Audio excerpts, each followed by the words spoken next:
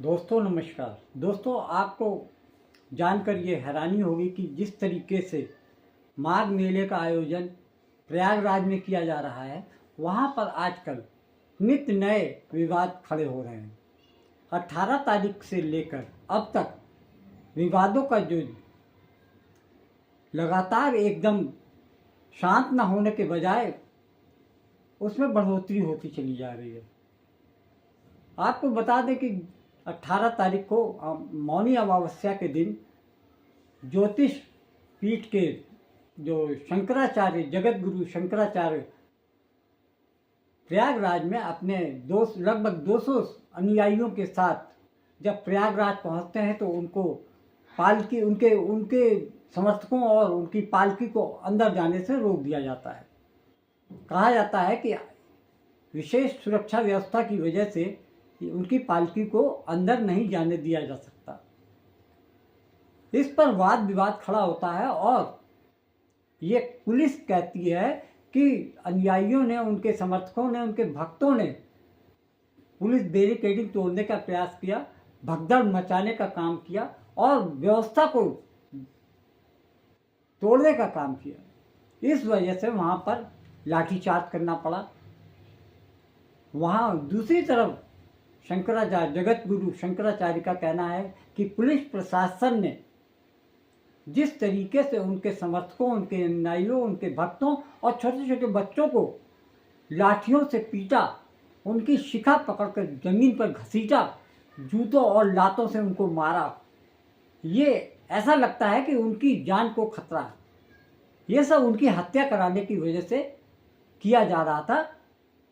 सुरक्षा व्यवस्था के बारे में ऐसा कोई भी काम हमारे समर्थकों ने नहीं किया, बल्कि वो इस बात के लिए कह रहे थे कि आप दुर्भावना की वजह से हमें अंदर जाने नहीं दे रहे हैं।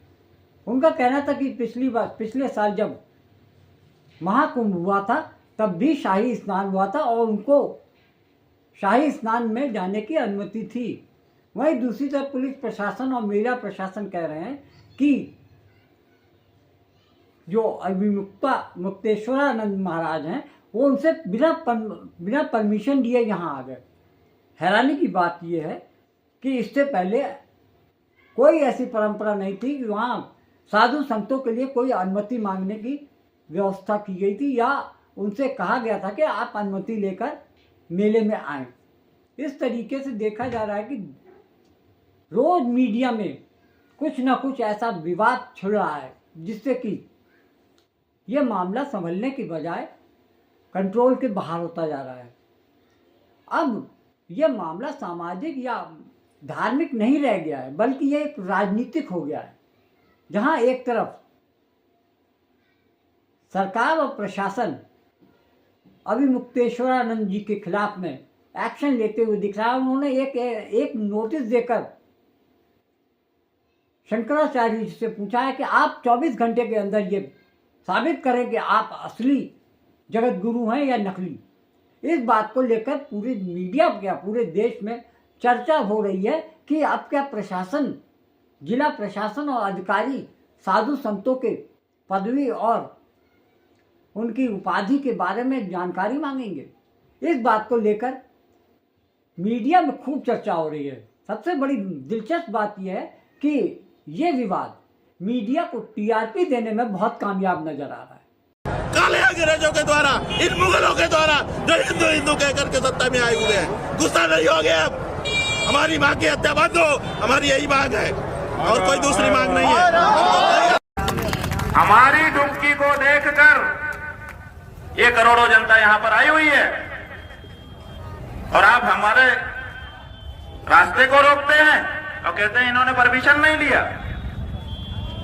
अगर बात यह है कि उनको सूचना देने की, हाँ ये परंपरा रही है, हम लोग सूचना देते रहे हैं कि हमारी क्या मूवमेंट है, व्यवस्था करने वाले व्यवस्थापक को पता होना चाहिए। इस दृष्टि से हर माघ स्नान में हम लोग सूचना देते हैं। उस सूचना देने के वो समझते हैं कि हमारी परमिशन ले रहे हैं। बहुत बड़ा भ्रम उनको उत्पन्न हो गया है। हाँ, हम सूचना देते हैं, क्यों? क्योंकि हमारे ही व्यवस्था में वो लगे हैं, ऐसा मान करके उनको सूचित करते हैं। ताकि वो उस अनुसार की व्यवस्था पहले से बनाए रखे। जो सूचना प्रतिवर्ष हमारे शिविर के द्वारा उनको दी जाती है वो इस वर्ष भी दी गई थी। सीधे कागज ले जाकर के दिया गया, रिसीविंग नहीं देते हैं, इसीलिए व्हाट्सएप के माध्यम से उनको सूचित किया गया। हमारे जो प्रभारी हैं उनका व्हाट्सएप आप लोग चेक कर सकते हैं। 3 दिन पहले से उनको सूचना दी जा रही है, पूरा कार्यक्रम लिख करके दिया जा रहा है कि ये कार्यक्रम है, ये कार्यक्रम है, व्यवस्था बनाइए। और उनकी तरफ से फोन आकर के कहा जाता है कि कोई बात नहीं, कोई बात नहीं।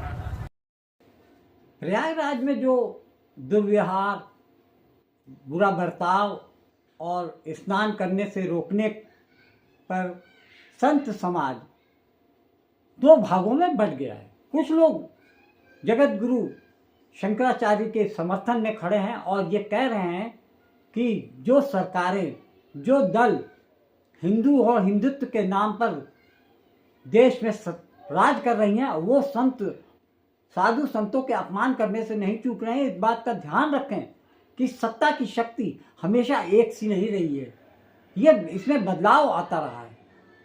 जिस तरीके से कभी कांग्रेस, कभी भारतीय जनता पार्टी की सरकारें आती रही हैं, लेकिन ऐसा पहली बार हुआ है कि प्रयागराज के मेले में जिस तरीके से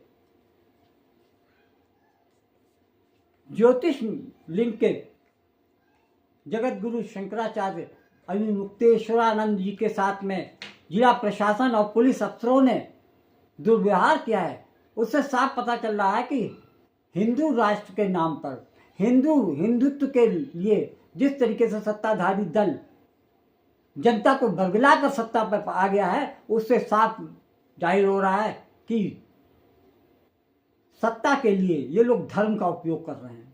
इसी तरीके से जब पुलिस प्रशासन ने अपना पक्ष रखा कि जगत गुरु शंकराचार्य के अनुयायियों ने बैरिकेडिंग पुलिस की तोड़ते हुए वहाँ पे अफरा तफरी का माहौल बना दिया, साथ ही मेला में अव्यवस्था फैलाने का काम किया, इस वजह से पुलिस को सख्ती करनी पड़ी।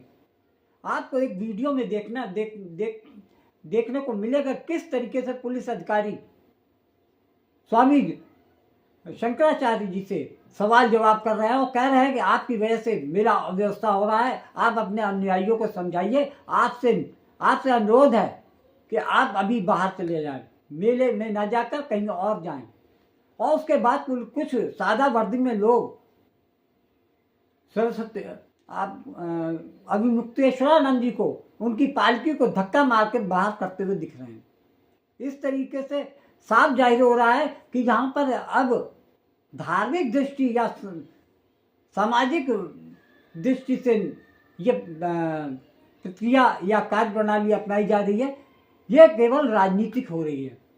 इसका कारण भी है क्योंकि जगत गुरु शंकराचार्य अभिमुक्तेश्वरानंद जी अक्सर मोदी और योगी की कार्य प्रणाली और नीतियों की आलोचना किया करते थे। उन्होंने जब 2024 में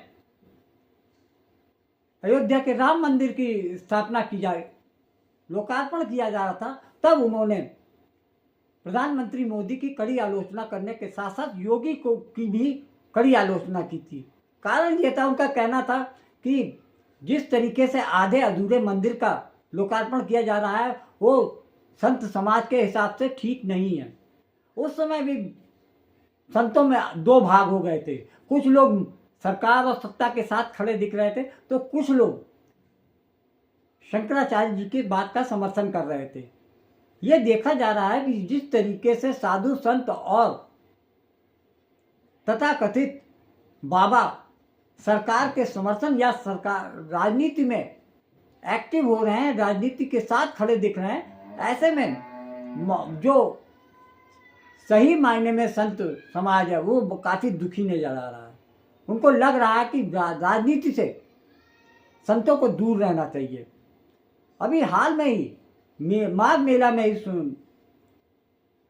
शंकराचार्य ने कह दिया, एक पत्रकार ने ये पूछा कि बाबा, मुख्यमंत्री योगी आदित्यनाथ को बाबा जब कहा तो उन्होंने उसको झड़कते हुए कहा, डांटते हुए कहा कि मुख्यमंत्री योगी आदित्यनाथ अब संत नहीं है, संत का मतलब है राजनीति से दूर रहना, और वो राजनीतिक पार्टी के मुख्यमंत्री हैं। जब वो मुख्यमंत्री पद संभाल चुके हैं तो वो संत समाज से दूर हो चुके हैं, उनके आगे योगी लगाना गलत है।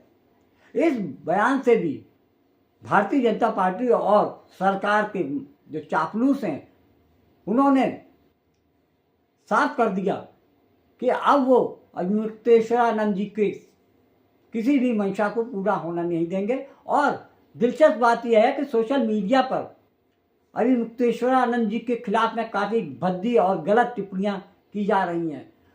एक पोस्टर में तो ये दिख रहा है कि उसमें लिखा है कि अभिमुक्तेश्वरानंद की कंबल कुटाई होनी जरूरी है। इस तरीके से जैसे कि भारतीय जनता पार्टी का ये मंशा रहती है, जब जीत ना पाओ तो उसको सोशल मीडिया पर बदनाम कर दो। ये कई मौके पर देखा जा रहा है और अभिमुक्तेश्वरानंद जी भी अब इस बात के शिकार होते दिख रहे हैं।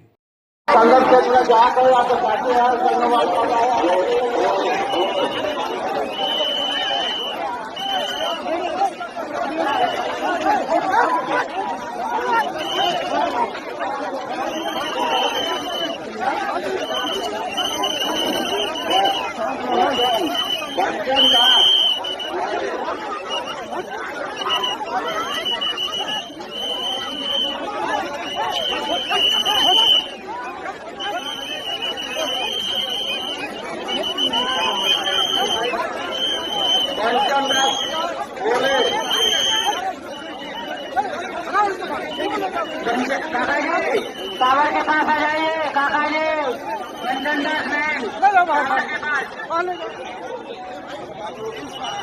जी, लगाइए।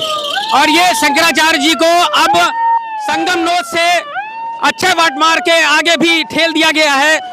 उनका कहना है कि उन्हें जबरदस्ती ले जाया जा रहा है। शंकराचार्य जी का कहना है कि उन्हें अज्ञात लोग ले जा रहे हैं और उनका अपहरण किया जा रहा है। उन्होंने ये आरोप लगाया है। फिलहाल लगातार शंकराचार्य बेहद नाराज हैं यहाँ पे जो उनके साथ दुर्व्यवहार किया।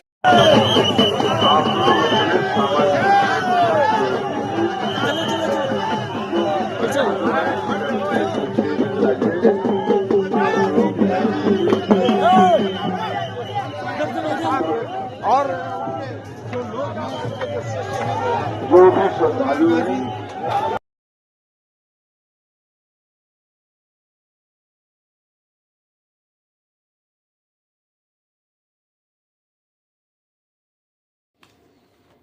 जहाँ एक तरफ प्रशासन, मेला प्रशासन, पुलिस प्रशासन इस बात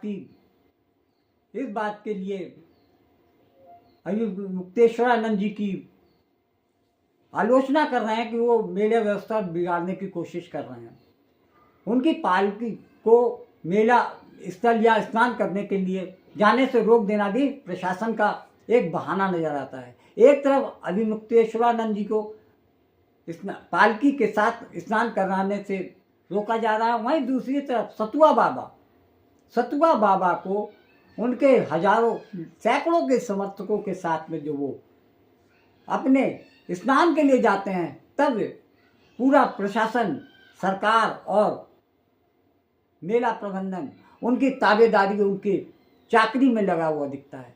तो इससे तो साफ हो गया है यहाँ सिर्फ बात मेला स्नान की नहीं है, बात यहाँ पर सिर्फ राजनीति की है। एक तरफ सरकार और सत्ता की कसीदे पढ़ने वाला सतुआ बाबा है, दूसरी तरफ अभिमुक्तेश्वरानंद जी हैं जो कि हमेशा सरकार और भारतीय जनता पार्टी के नेताओं की आलोचना करते रहते हैं। तो इस बात से आपको फर्क समझ में आ गया किसकी सेवा चाकरी क्यों की जा रही है, ये हर कोई समझ रहा है। एक योगी के लिए, एक सन्यासी के लिए, एक संत के लिए धर्म और राष्ट्र से बढ़कर के कुछ नहीं हो सकता।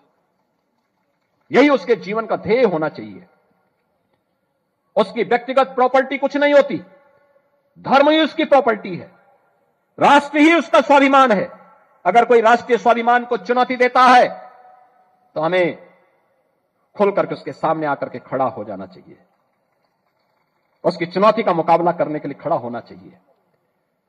कोई धर्म के खिलाफ आचरण करता है, क्योंकि ऐसे तमाम कालनेमी होंगे जो धर्म की आड़ में सनातन धर्म को कमजोर करने की साजिश रच रहे होंगे, हमें उनसे सावधान होना होगा।